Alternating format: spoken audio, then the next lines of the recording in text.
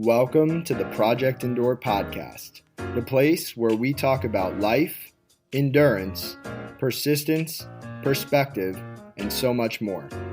I'm Joe Rinaldi, and I'll be your host. Let's jump in. Welcome back to the Project Endure podcast, episode 23. We have myself, Joe Rinaldi, and we've got a very special guest down in Little Rock, Arkansas, Tommy Martin. Tommy, what's up, man? Hey, how's it going? Thank you so much for having me. Of course. Like we were chatting about before we hit record, I've been trying to make this happen for a while. I've been following you for a long time and have just been really inspired by your content, your story, your energy. And so I don't think I could really do it justice. So I'm going to let you kind of give the introduction yourself. But why don't you tell us just a little bit about you? Yeah, well, you are way too kind, but yeah, for sure. So, as Joe said, my name is Tommy Martin, and I'm a combined internal medicine and pediatric resident here in Little Rock, Arkansas. I'm the chief resident this year, finishing up my last year. I am married to the beautiful Phoebe Martin, and we have a wonderful baby boy named Oliver. He is truly the best thing in the world. I have a lot of different, I have a lot of different passions. Health, fitness, wellness, medicine, medical education, social media, very passionate about as well. And I kind of do things in all of those areas a lot. And so in fitness, I run marathons, do triathlons. I've ran marathons with weighted vests, do all those types of things. My upcoming race will be the Ironman World Championships at St. George, Utah, coming up May 7th. So that's a huge passion of mine right now. And I do all that trying to maintain as much muscle mass as I can. And then social media wise, I'm active on TikTok, Instagram, YouTube, just kind of make content to inspire, motivate, educate as many people as I possibly can. So I'd say that's like a little bit of me in a nutshell. My future endeavors right now, I had just went on 7 or 8 interviews for jobs for next year to have my first job outside of residency. And so we'll be moving up to Boston here come June. Wow, that's really exciting. Now listen, I think I'm a pretty busy guy. People who know me and follow this podcast know I'm a busy guy. But the question that's running through my mind, and I'm sure everybody else, is like, how the heck do you do all of that? Yeah, I mean, I honestly get asked that a lot. I will say the most important thing is having a very loving and supporting wife. That is literally, one of my rocks that just help with everything. But outside of that is having a very strict schedule. So I remember even back when I was little, just because I wasn't really the smartest, I wasn't the most athletic, and I had to work extremely hard and a lot. And so I've had a strict schedule since probably elementary school. And usually this involves waking up at 4 a.m. and going to bed around 9 p.m.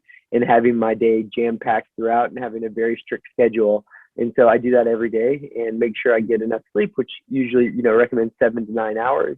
Triathletes or people that are training as much as we are really should aim on the 9-hour side of things. But with as much work as, I'm currently doing, there's no way to get 9 hours of sleep. So I aim for 7. Wake up at 4 a.m. I call 4 a.m. to like 6:30 a.m. like my golden hours, because the rest of the world's asleep. So that's my time to get as much stuff done as I possibly can. And then, I work throughout the day. And then after work, spend as much time with my kiddo as I can. And then when he goes to sleep, more golden hours to get a lot of stuff done. But yeah. So you and I are very similar in the way that we approach life and in the structure and kind of just, I guess, the drive that we both have. And so I appreciate you giving me some of your time in this more early morning golden hour. And you've actually got a really nice sunrise coming up behind you, which is cool. I see that, man. That's I should start filming here.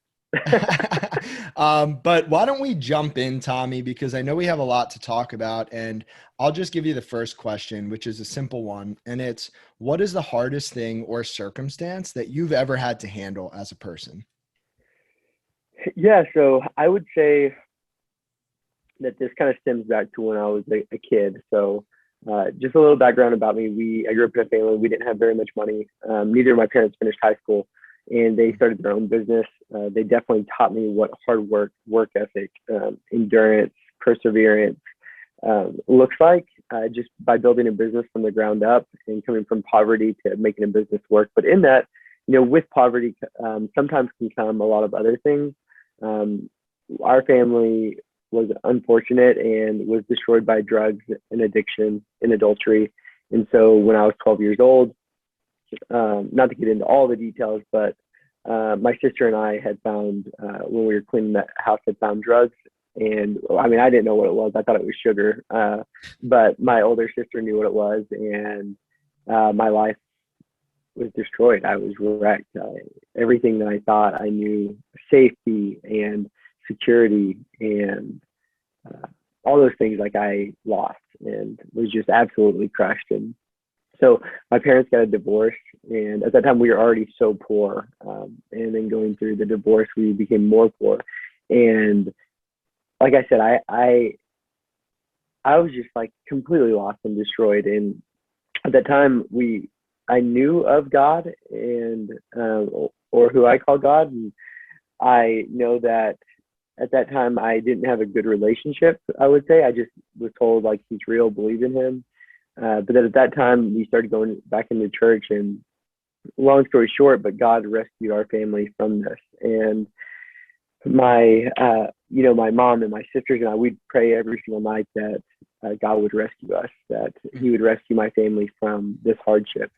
And one day we got a call that one of my parent was at a hospital, that they had found them in the parking lot there, and that there's no way that he should have been alive. But they saw a man there praying over him, and the guy that was praying over him, his name was Craig Schuster, and Craig said, I don't know this guy. I don't know how I got here, but God just told me to come to this parking lot. When I did, I saw this man laying here, and I started praying for him.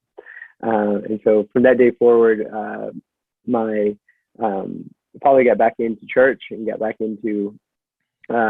completely clean and got back together with my mom after about 2 years. And so at that time, I had a great reason to believe in God as he answered our prayers and rescued my family from these hardships. And then after that, our family business started booming and everything started doing really well. But so I think that was probably the hardest circumstance that I've went through probably. Wow. Thank you for sharing that. Now I have a follow-up question that I don't know if you've really thought much about, and it's kind of a hard one. So take this however you want, but do you ever look back at that time and those circumstances you described and feel a sense of gratitude for how things happened? Yeah. Yeah, 1000%. Like I wouldn't change a thing about my past, because as much hell as I had to go through, like it taught me so much. And, I truly believe that like all of our struggles, all of our hardships, they're all for a great purpose. And when we endure through them, when we go through them, like each one of them are creating us endurance, perseverance, and character. And so I think every hell and every hardship that I've went through has created all those characteristics in me, and it's helped me become who I am today. So like my parents fighting through poverty and me watching them definitely created in me endurance, perseverance, and great character. It taught me what hard work was. It taught me to wake up at 6 a.m., 5 a.m. and start getting work done. It taught me that like you could work for 14 hours a day, and wake up tomorrow and do it again. And so I think all of those things has helped me like in my fitness life, in my life of becoming a doctor, and the way I approach the different businesses I run, like literally everything. So I wouldn't change a thing. Yeah, that's cool to hear. Now, one of my favorite quotes of all time, it's actually behind the only tattoo that I have. It's by Christine Kane. And she once said, sometimes when you're in a dark place, you think you've been buried, but you've actually been planted. And to me, that sums it up pretty well. And, you have to grow through the dirt and you have to trust that process. And it's really easy to say that when you're on the other side. But I think when you're in the thick of it, it's really hard sometimes to fully lean into that reality that, life is happening for us. And even if we can't see it at the time, we have to trust it. And so there's another kind of concept that I'd love to pick your brain on. I heard it on a Joe Rogan podcast. I don't always listen to Joe Rogan, but he was talking about, yeah, right. So there is this clip, right? And he was talking about the cycle of history and how I believe it was soft men create soft times soft times create hard men create hard times. And it's a cycle of adversity and then comfort, and adversity and comfort.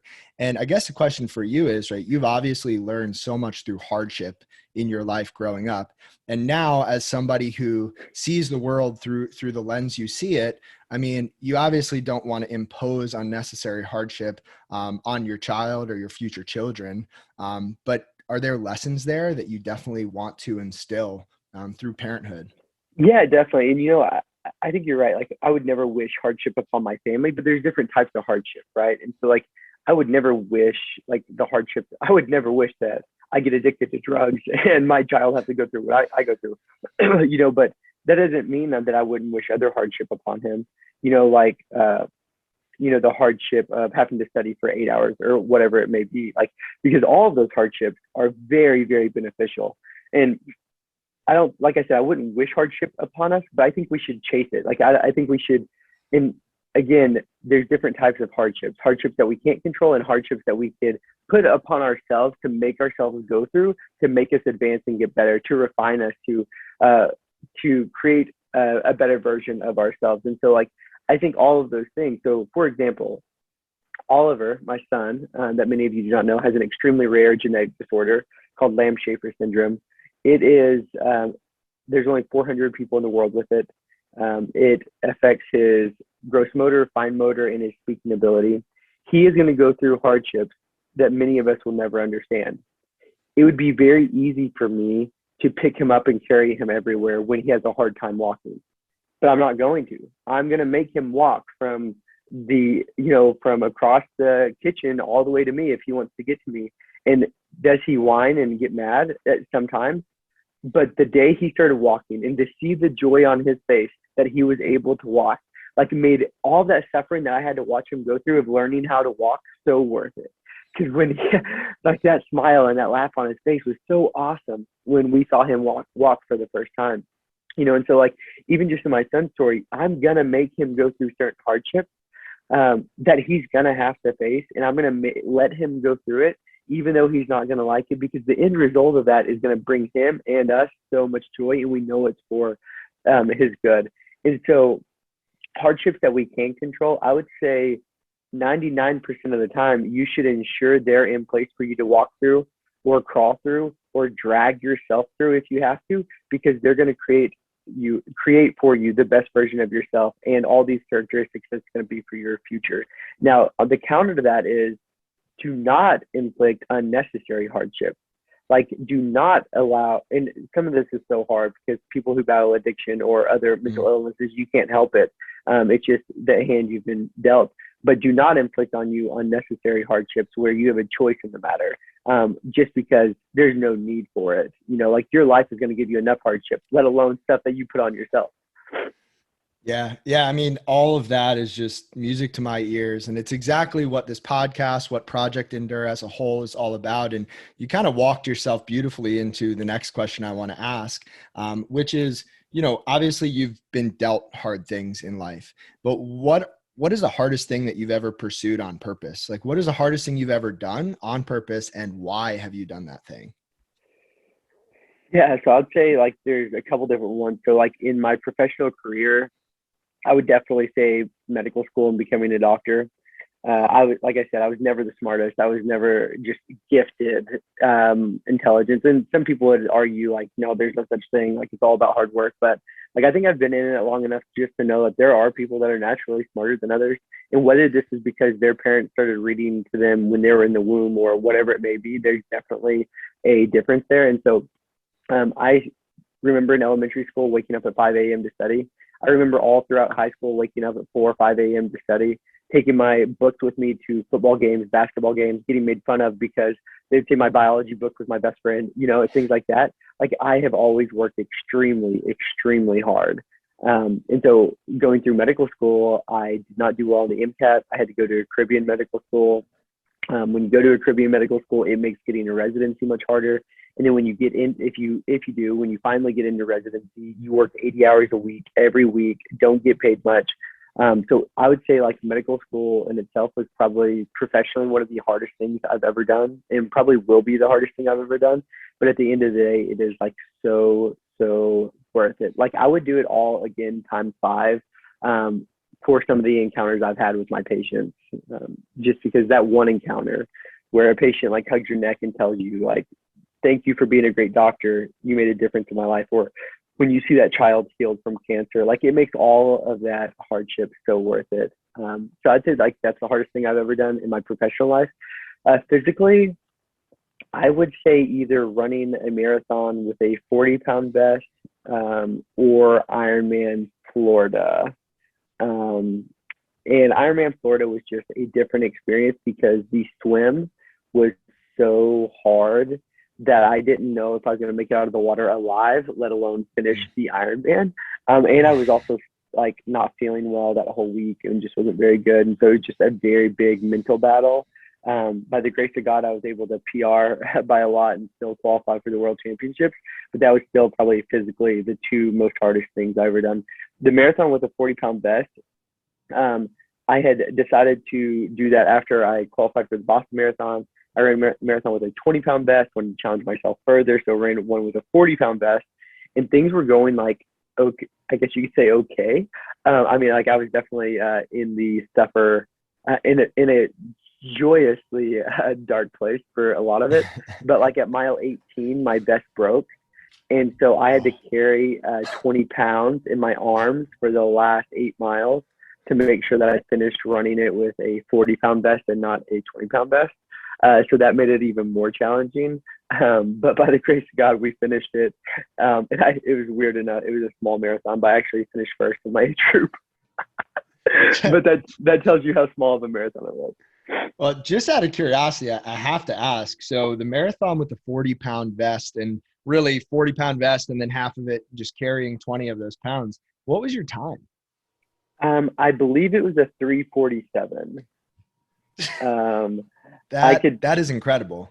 Well, thank you. I could tell you for sure, but I'm pretty sure it's a 3:47.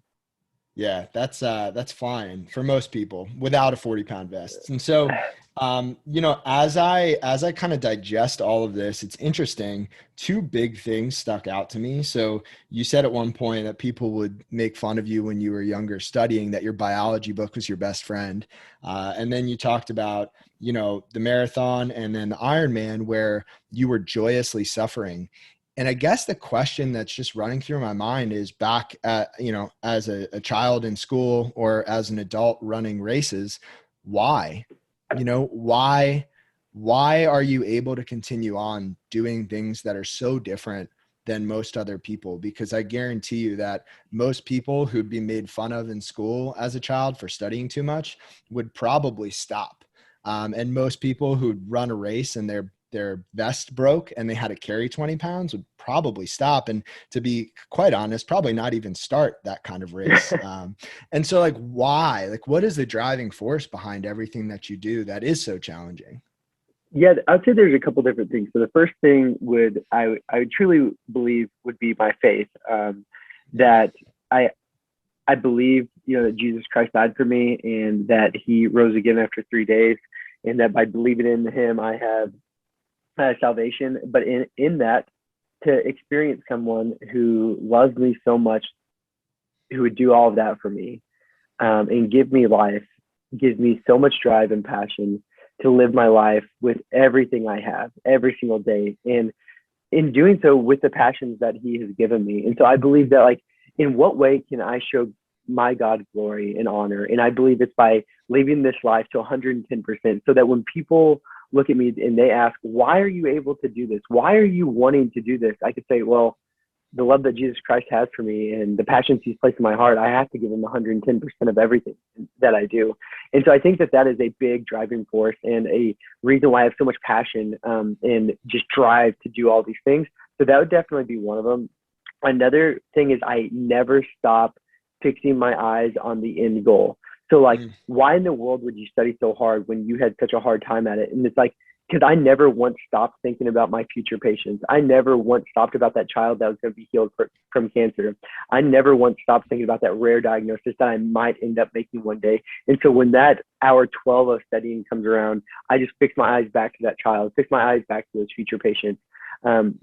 in my fitness life, I'd say it's very similar to the same thing. Like I only do things that I'm very passionate about, and I love fitness.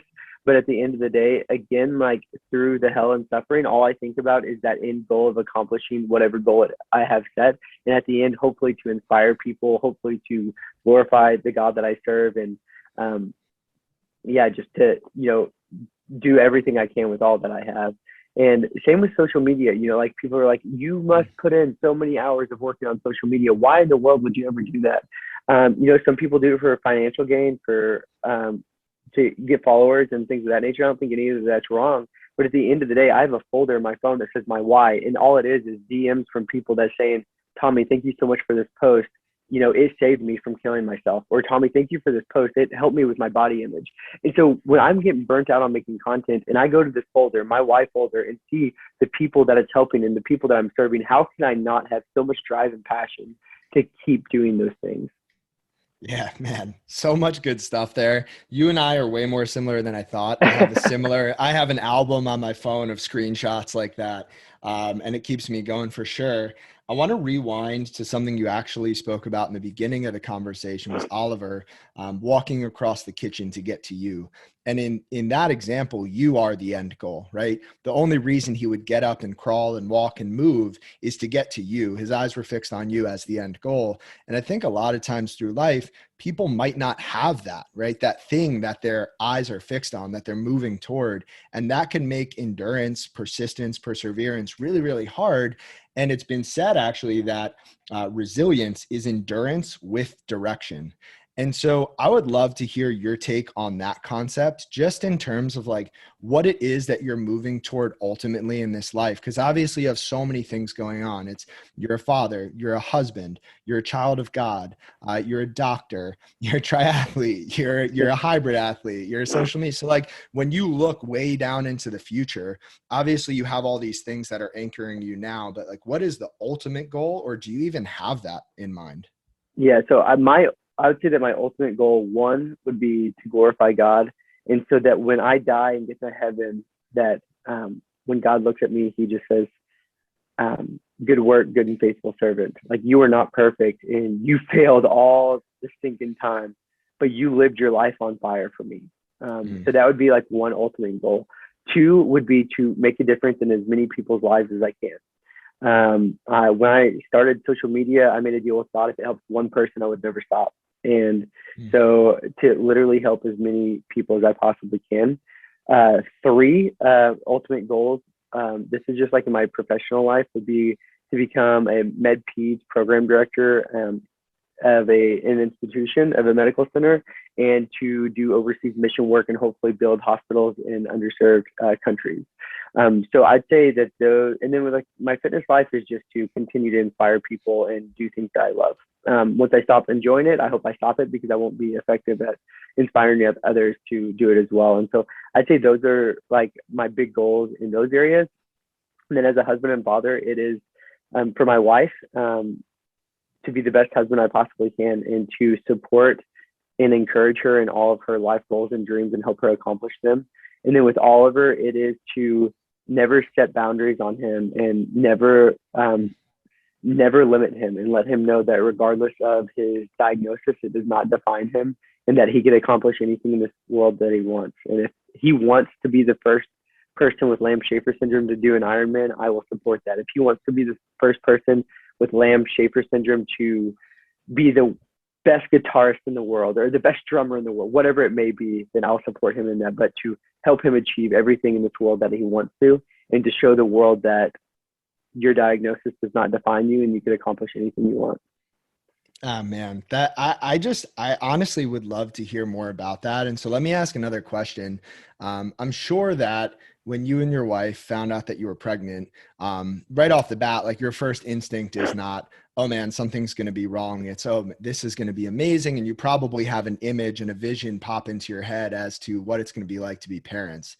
Take us maybe back to when you found out of Oliver's diagnosis and like what that did to your world, to you and your wife together, because I'm sure it's big, you know?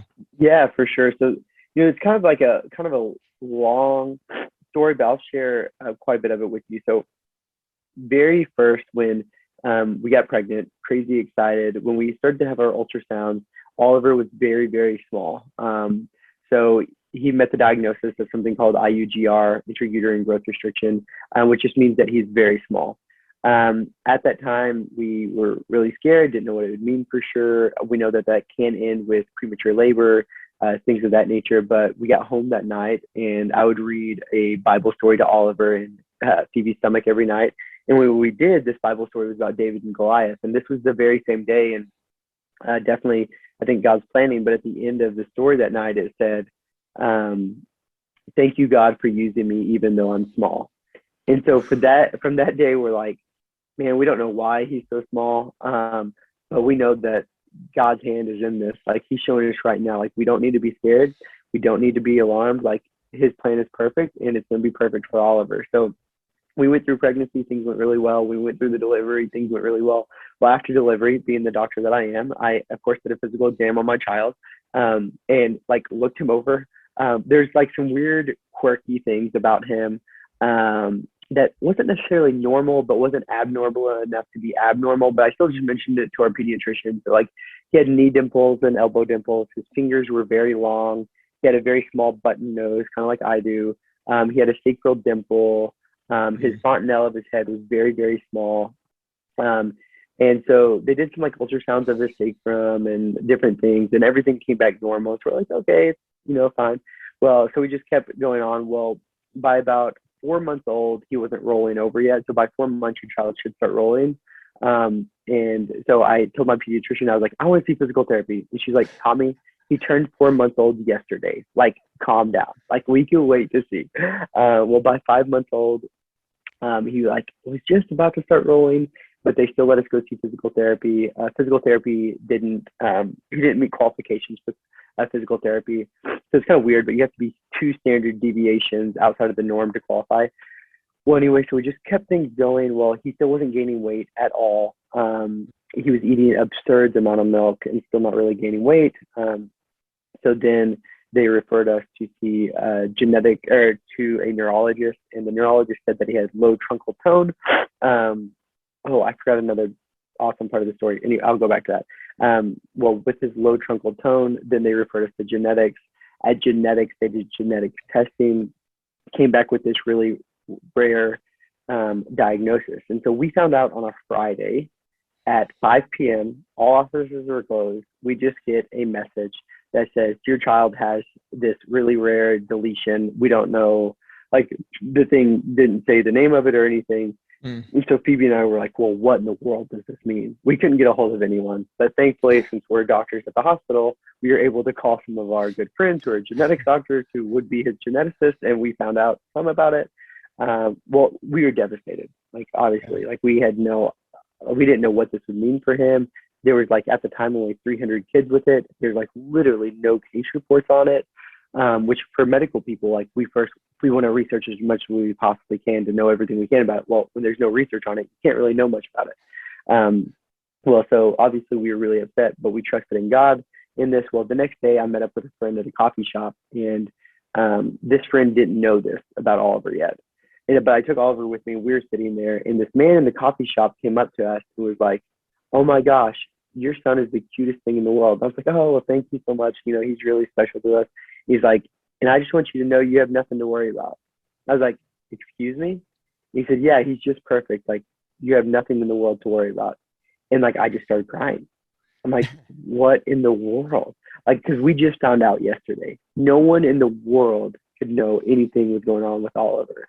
And some random guy in a coffee shop came up to me and said that. And so from that day forward, I was like, God, like your hand is in this, and you continue to show us that regardless of what Oliver may have or go through, that he's perfect and we don't need to worry about a thing. So that's kind of like the whole story. And then from there, we got him into a developmental day school where he gets therapies every day. He gets speech PT and OT 3 times a week every week, and he's doing really, really good right now. So.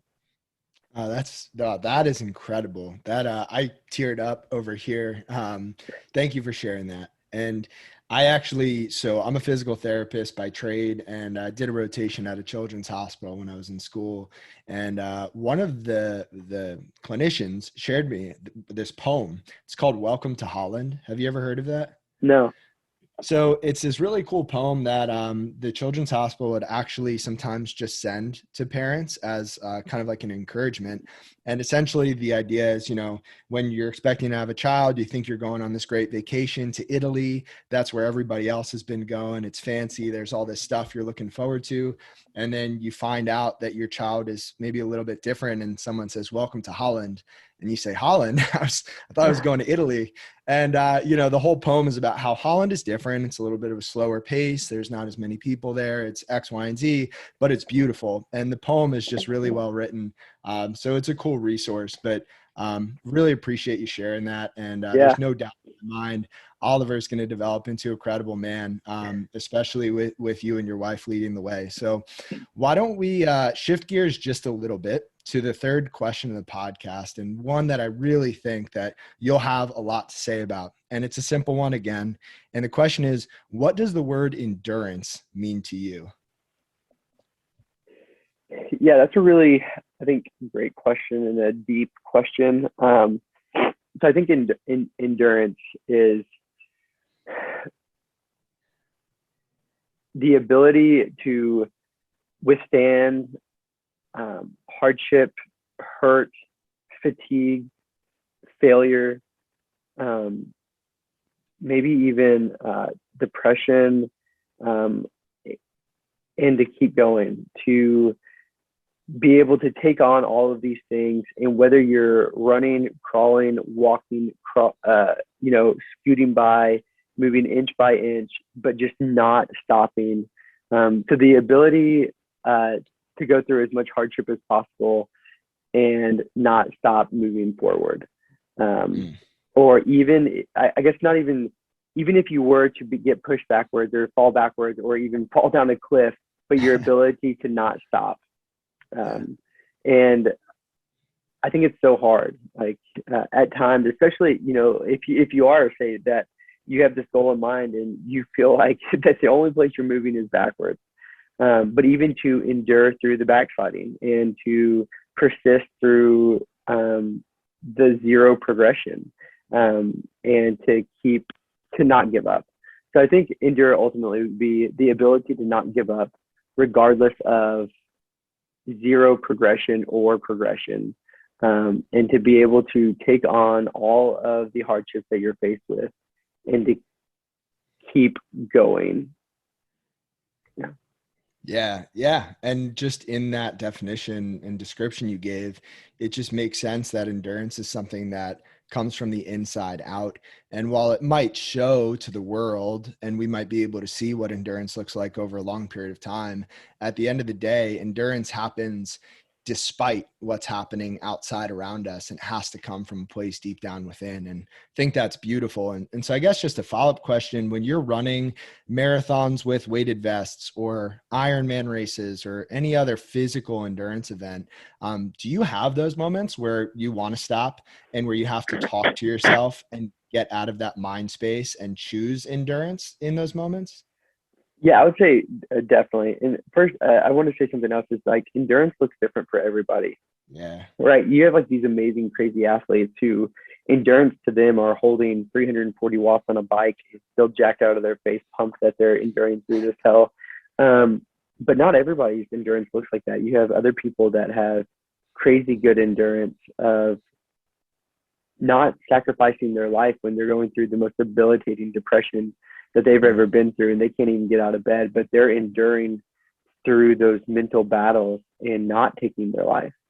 You have people that have endurance to, just try to move in a wheelchair and their arms are hurting so bad, but they suffered a bad car accident and can never walk again, and they're enduring through the will to want to even move. And so I think endurance definitely looks different for everybody, and it's just the ability to, I think, not give up. And so not to give up regardless of progression, I think would be a good way to put it. And so I think in the Ironman, like in different sporting events, I've definitely had that. So example for the definition I give of being like not giving up despite lack of progression or progression would be Ironman Florida. There was times in the swim where I had to swim as hard as I possibly could and would not move.